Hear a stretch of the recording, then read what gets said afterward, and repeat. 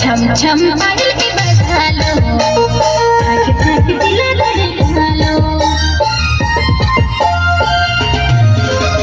छम छम पायल के बजा लो, थक थक दिल धड़का लो।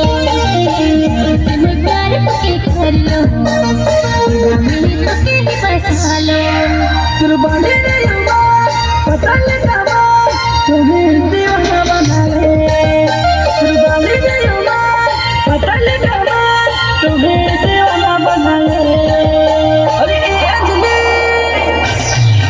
तुम दीवाना चाल पर हाल लगेला, तुम चम चम पायल घायल करेला।